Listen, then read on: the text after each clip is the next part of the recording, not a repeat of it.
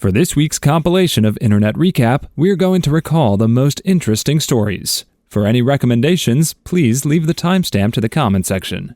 If you're looking for something to do or just want to chill, watch this video. Don't forget to like and subscribe to Internet Recap for more videos like this. What would be a funny thing to say to a surgeon before anesthesia kicks in 5 seconds later? Story 1.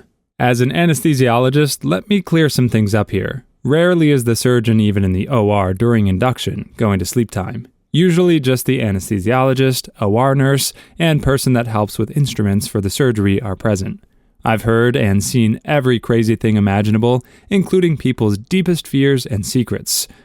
Mostly this is caused by a pre-medication versus removing inhibitions. Every now and again I'll hear something that will even make the entire room chuckle. 99.99% of the time, whatever you say has already been said and isn't nearly as funny or original as you think. I often hear from patients in pre-op that their biggest concern is saying something they will regret. And I always reassure them that the majority of people talk a lot less, and the ones that do talk usually hold relatively normal conversations for the brief period of time of getting a pre-medication to going under full general anesthesia. Now, if we're talking about a case involving moderate or deep sedation and not general anesthesia, it's completely different. If I were to have surgery and the anesthesiologist does not know me or my profession, I'm sure I'd do my best to prank him by saying something completely obscure about anesthesia and just give him a wink. Since my inbox is getting filled with medical questions, please talk to your anesthesiologist the day of surgery about your complete medical history. It all matters. Let him or her determine what is important to your care. Story 2. As the anesthesiologist was putting me under, he just said I'd start to feel sleepy soon. I asked him, aren't I supposed to be counting back from 100 or something? He replied, I don't know, I must have skipped that class.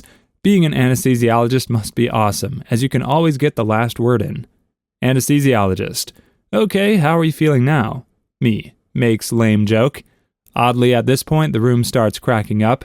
No way it was that funny, right? Anesthesiologist. Told you so. Turns out he gave me a little anterograde amnesia before a spinal block, endured my stupid joke, then told the room, watch this, he's going to say the same dumb thing again, word for word. I like how you know it's a lame joke, then get suspicious that people actually laughed at it. Classic schmosby. Bonus story, another surgery, docs are cool, they let me be awake so I could watch it for fun. Surgery is happening, I'm watching him on the monitor as he hacks away tissue inside my messed up joint. It's really cool, but hard to follow. Surgeon graciously explains things to me a little as he works. I'm biting my tongue trying not to annoy him by asking too many questions, but of course I'm on drugs. I probably got a little chatty. Last thing I remember is when I say something, he just looks over at the anesthesiologist. Story 3. When I got my wisdom teeth removed, doctor. Alright, so you're feeling that sedative yet? Me. Yeah, a little bit. I bet I can stay awake though. How long can people usually fight it? Doctor. Not long. Good night. Me. Blackout. I remember laughing when I woke up because that was the last thing I remember. I had this exact same conversation. The only difference was I woke up halfway through them talking about my wisdom teeth. My mother could hear me yelling from the waiting room. The doctor was, a little surprised. Would this be a good time to mention I had an upper GI scope last week and woke up during that too? This one was less dramatic. I made eye contact with the doctor and then tried to rip the scope out of my mouth. Then back under I went. Wow, so many who have woken up during procedures. We should band together and do something nefarious. I do not have red hair, nor am I Irish. Today I learned red hair can indicate a resilience to anesthesia. Same here for my wisdom teeth. Woke up, saw blood all over the surgeon's hands, heard a crunch, they had to shatter a tooth, thought to myself, well, frick that, and went right back to sleep. Story 4. I was being wheeled into emergency abdominal surgery once, and my girlfriend was with me. We were rolling down the hall, and they had the mask out to put me under, and I pause and say to her, don't let them touch my dong. The nurse smirked a little, and they put the mask on me. In somewhat of a panicked fashion, I pulled the mask off, stared up at my girlfriend, and with full weight and seriousness told her, they can look at it, but no touching. I heard the doctor laughing as the gas kicked in. This takes the pie. I've been shown the light of the holy pie. When I came in from anesthesia, the young nurse and my wife had me by the arms and were walking me to our car. Apparently, I said, 2 chicks at the same time, in the tone of Lawrence from Office Space. It wasn't major abdominal surgery, it was a spinal nerve injection, so just a few hours of being out, and when it was time to go home, I was still high as a kite. This is particularly funny because they most certainly did touch your wiener. With long surgeries under general anesthetic, you need a catheter, so you don't leak all over the sterile field. Sorry. Story 5. I will use the top comment in my surgery tomorrow. Please don't say you're allergic to something at the last minute. I know it seems funny, but it could really screw up the surgery schedule, supplies, and the techs and nurses' schedule. Also, it could cause them to panic for your safety. I work in surgery sometimes when I operate the C-arm for fluoroscopy, and I can tell you setting up and sticking to schedule is very, very stressful at times. Your surgeon also might fire you as a patient. Sorry, I had to be the one to rain on your parade. I just know that the outcome would not justify the joke in this case. Just wait a few hours. You will have a funnier line to give. No worries, I'll use something where I won't screw the whole thing. Thank you for actually replying to the comments so we can all be reassured that you won't mess up the surgery. I cannot tell you how bad some of the other original posters are with delivering stuff like that. Story 6.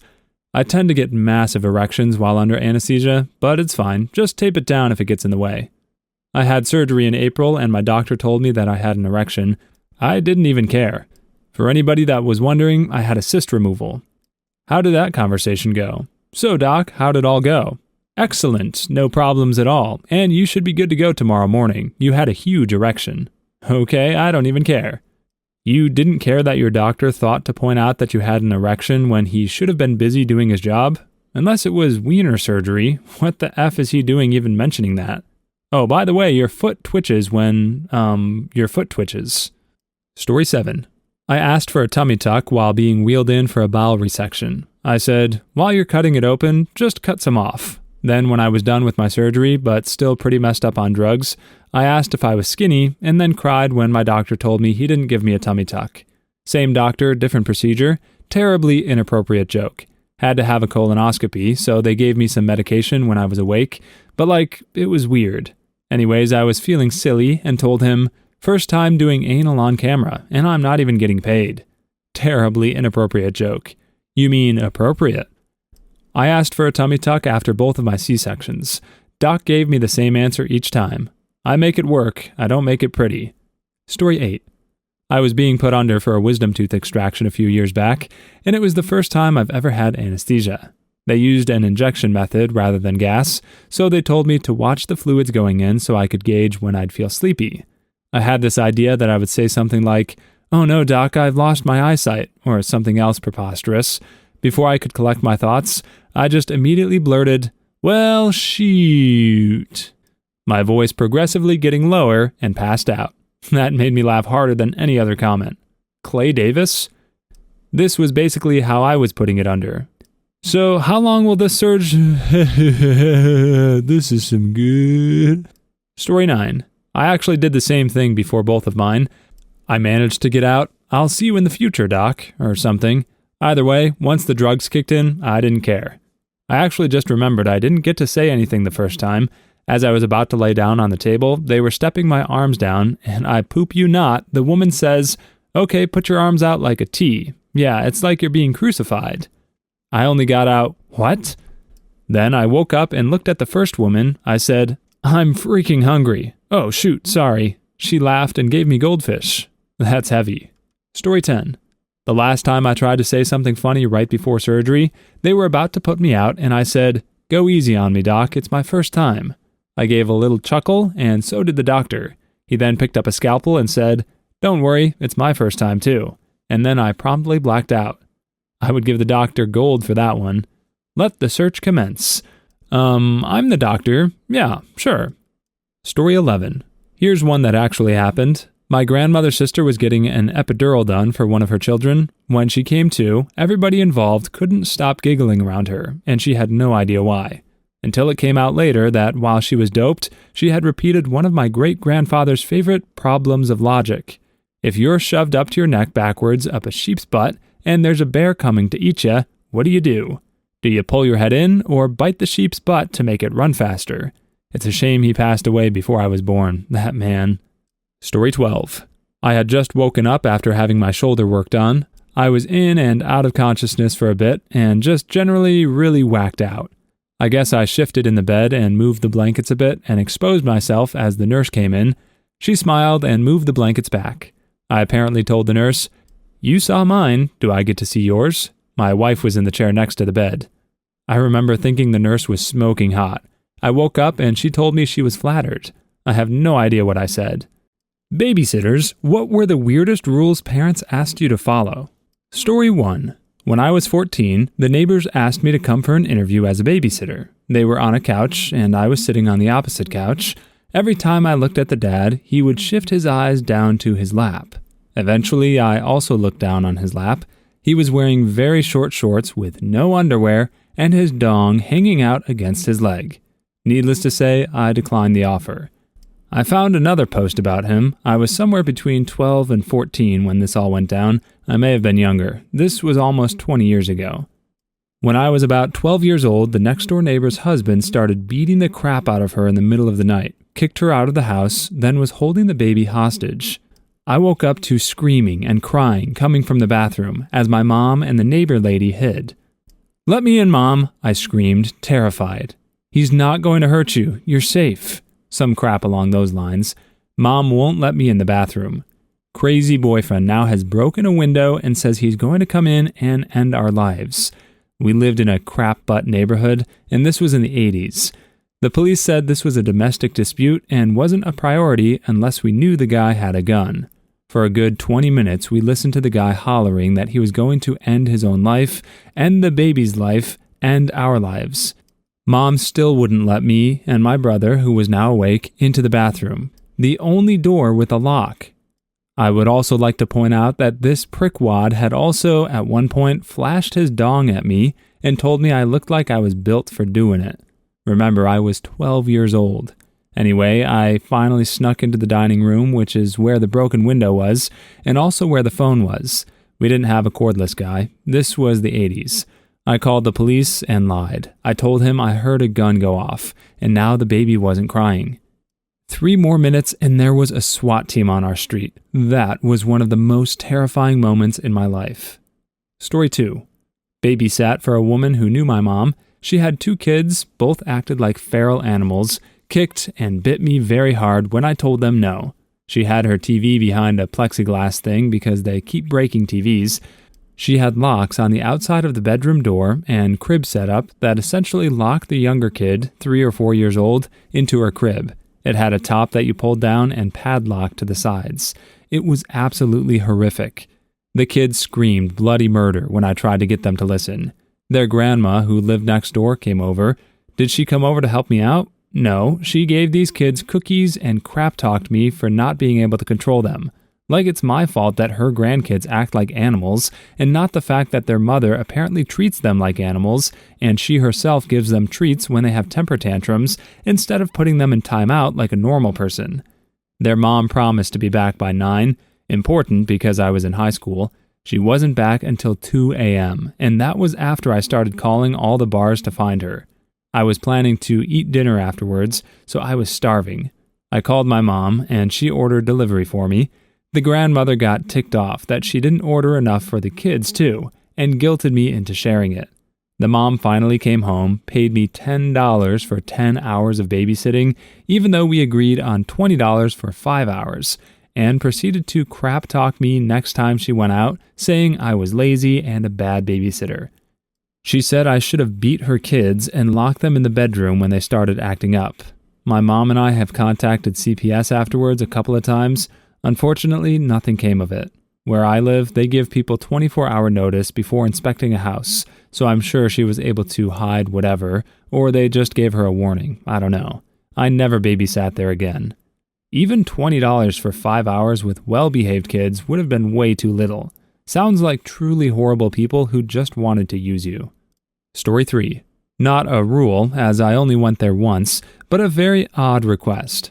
I used to work housekeeping at a hospital. A doctor that was frequently on the floor that I worked on asked me if I could watch his kids on Saturdays. He had 3 toddlers, ages 2, 3, and 4. His wife didn't work, but wanted time to go shopping and get her hair done and her nails too. I totally understand, as my son was 4. I was also allowed to bring him. I get there early as the doctor is getting ready to leave. He says he's cooking breakfast, and while he gets the kids fed and dressed, could I help change his wife's tampon? She had drunk a lot the night before and was completely passed out and was leaking and messing up their sheets. He's a doctor. I told him I should work for someone more than a few minutes before I go rummaging in their private parts, and that I would tend to the kids if he tended to his wife. What I really wanted to do was leave, but the kids would be home alone with their hungover mother, so I chose to finish cooking and stay. He went upstairs and sent the kids to the kitchen, where I was putting food on plates. After a little while, he popped his head in and said it was a short day, he was done upstairs, and he was leaving. I never met the wife. He came home at noon, gave me $100, and I never spoke to him again. This is the weirdest thing I've ever heard. Story 4. I babysat my 4 cousins once, aged maybe 8 to 12. One night they all asked for me to read a story, so I happily obliged. When I told my aunt, she replied, "They're much too old for that. Why did you do it?" Well, if the kids want a story, I'll read them a story. Why the heck not? I've read stories to my 35-plus-year-old husband before. In the car, though, not before bedtime. My aunt isn't evil and isn't someone who would put her kids in front of some trashy reality show. They're an upper-middle-class, well-educated family. In fact, my uncle collects amazing, mostly European graphic novels, and the kids have always had access to culture, books, museums, concerts. I think my aunt just meant something like, "You didn't have to do that," and "How odd of them." She doesn't have any filter and is usually quite blunt. Maybe the kids never asked her to read to them? Then again, yeah, in the end, it just sounded wrong. But chill. Poor kids, they probably were starving for attention. My mom was an elementary school teacher. When my kids were young and she'd come to visit, I'd always go in the room and listen when she read to them. There's something really soothing about having someone read to you. Story 5. When I was about 14, some friends of my parents asked me to babysit their 9 or 10-year-old sons who wanted a boy babysitter. When I got to their house, the mom told me that her son loved poached eggs and asked me to make him a poached egg on toast for dinner. She quickly explained to me how to make it, as if it were something really simple and easy. Later that night, after wasting half the eggs in a hopeless effort to make a poached egg, I asked the kid if he liked scrambled eggs. He said he loved scrambled eggs and ate them without complaint. When the parents came home, I apologized for using up their eggs. They laughed and seemed to appreciate the effort, although the mom explained it again and insisted that it was really simple. I'm almost 40 now, and I still suck at making poached eggs, and it cracks me up that the mom thought a 14-year-old should be able to whip one up based on a few instructions. On the other hand, as a parent, I appreciate the heck out of that kid. It's nice to see that the mother didn't scream at you over this, like most of these other stories. Still a bit weird, but no real harm done. Story 6. I never really had any rules to follow, but I did have one terrible mother. The mom asked me to babysit her 3 kids overnight. As I was in high school, I couldn't do it, so she said she could be back by 9 p.m. I figured it was fine and let my mom know, even though they only lived a few houses away. The kids were great. We played around, watched a movie, I fed them, and put them to bed. 9 p.m. rolled around, and the mom was nowhere to be found. She hadn't left a number to reach her, and I figured she was just running behind. I cleaned up and watched some TV while waiting for her. 10 p.m. hits. Not home. 11 p.m. Nope. Finally, at around 12 a.m., I called my mom. I explained what's up, that I'm tired and I have school in the morning, etc. She agrees to come and stay away from the house with the kids till their mom shows up. Turns out she didn't come home till around 10 a.m. the next morning, long after my mom had called CPS. She gave my mom $20 for 16 hours of babysitting.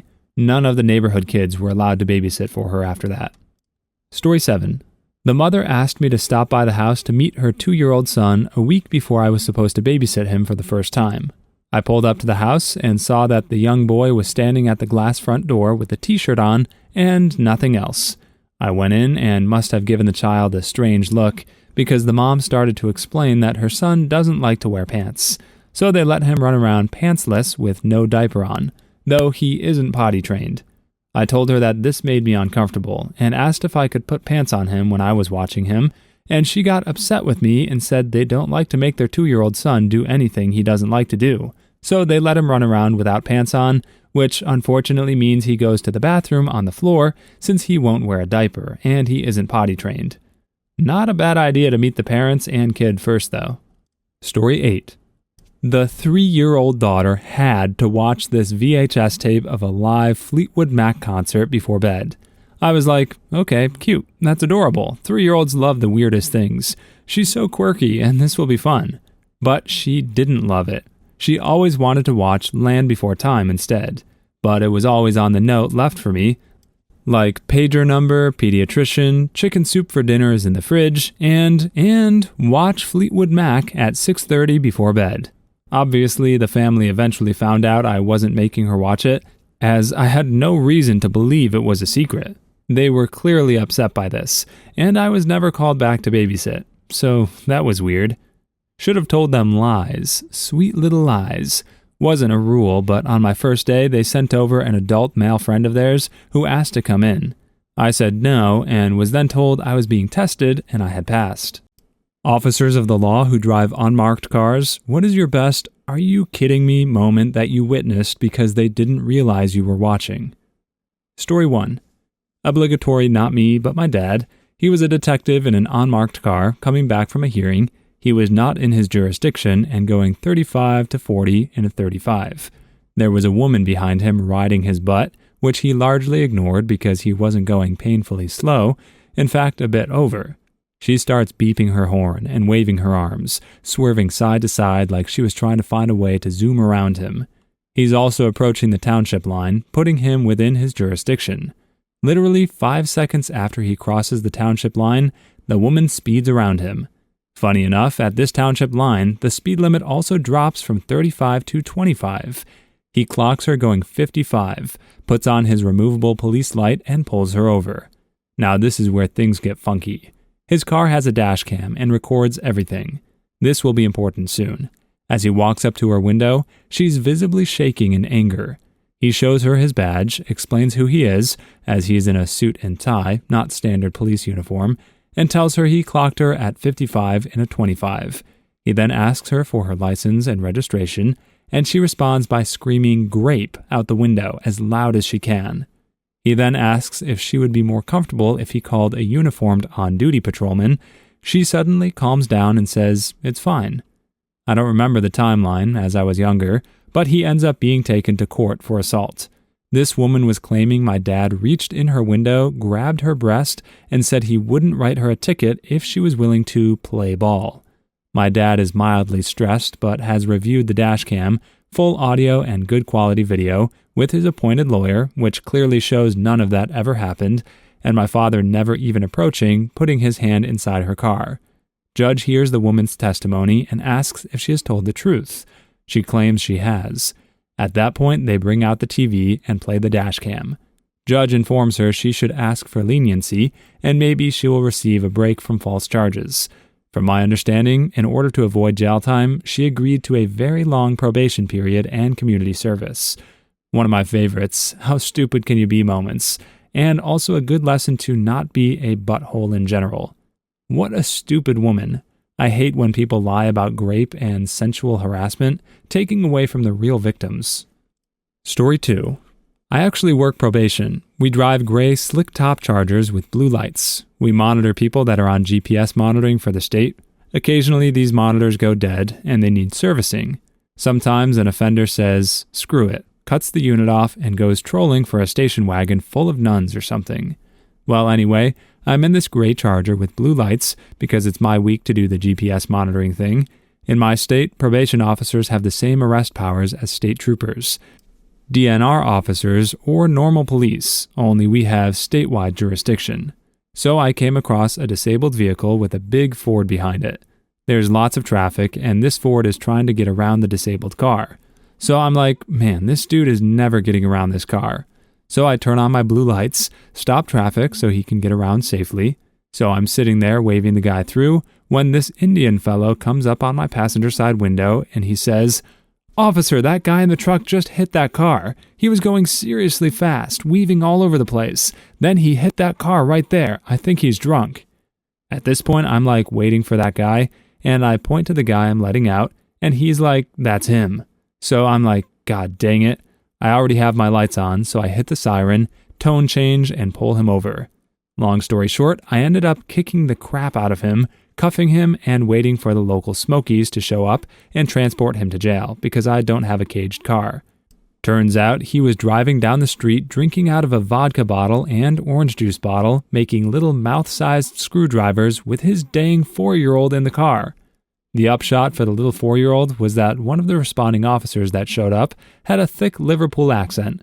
The little girl legit thought she was speaking to the cop Mary Poppins. Super cute. You know you're an alcoholic when you mix your drinks inside your mouth. Story 3.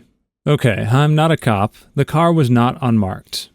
That's why this is so you gotta be kidding me. Scene. Bridge over the interstate. Left lane enters the interstate. Middle and right lane go on down the road.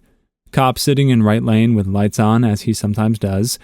Nearly the entire bridge is solid white line for that left turn lane to prevent people trying to cut in at the last moment. For people who don't realize and have missed the turn, there's a very easy U-turn area right past the bridge.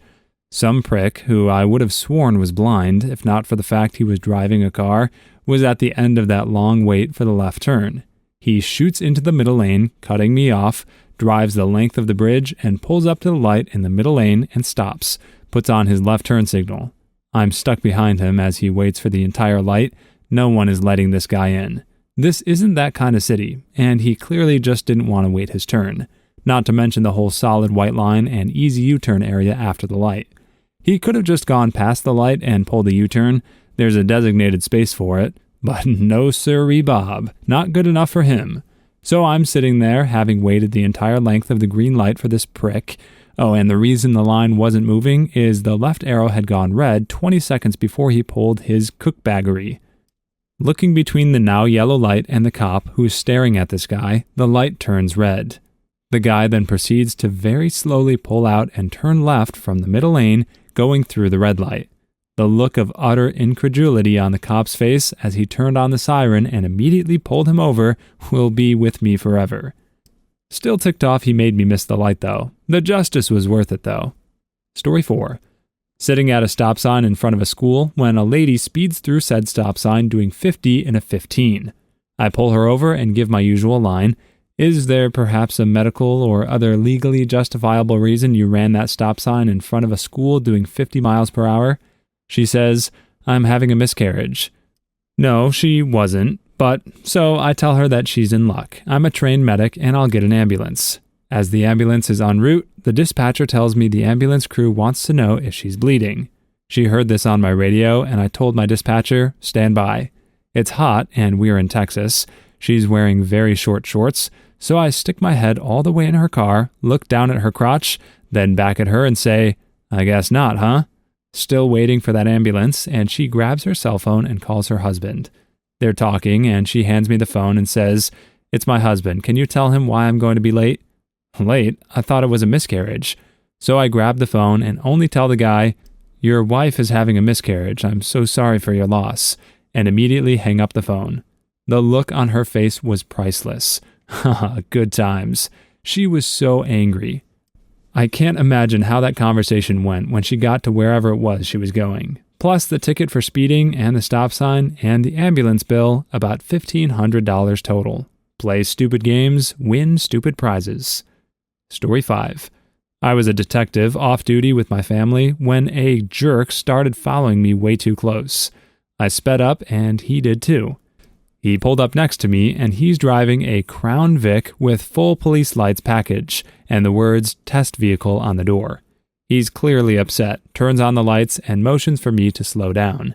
He picked up a radio mic and looked like he was talking into it. I was inside of my own jurisdiction by now and called dispatch to see if they knew who this dude was. Nobody knows. Meanwhile, the test vehicle turns off the road behind me to a shopping center. My wife sighs heavily as I turn around and spot him getting out of the car wearing a sweet pair of cargo shorts. I calmly took down the tag and arrived early for work the next day, because my normal caseload was going to take a break for Mr. Test Vehicle. Found out he was not a police officer, but a salesman for police vehicle lights. Stroked out a warrant for impersonating a police officer and locked him up the same day. When I went over to the jail to talk to him, He told me that he gets angry when people speed around him when he's driving that car. He wasn't the pervert cop impersonator type, so he got a slap on the wrist, but his employer was ticked off when I told them. Story 6. I'm not an officer, however, this is too perfect not to tell. Mind you, I was not speeding. I accelerated quickly and got in front of the SUV beside me, who proceeded to tailgate me. He was driving aggressively, and I thought the road was raging, so I got over again and sped around a car in front of me and got over again. I made my turn, and the guy was on my tail again. Suddenly, he lights me over, and my stomach drops. I pull over, and a plainclothes officer gets out and approaches. He says, "Sir, why were you driving like that? I'm not a traffic officer, but your erratic driving gave me no choice but to pull you." I shrugged my shoulders and responded, "You're tailgating me," and looked angry. "I thought you were raging and tried to get some distance from you." He responded, "That's fair," and walked back to his car and drove off. I did this once, though I technically did speed and got a ticket for it. Some SUV was riding me pretty hard, so I sped up to allow him to go around me. Mind you, he was really on my butt. Lit me up and gave me a ticket for it. I managed to get it thrown out in court because I included the prior 8 hours of recording on my dashcam, showing my safe driving and not speeding once. Please leave your stories in the comments. I'd love to make a video of them in the future. Also, don't forget to like and subscribe.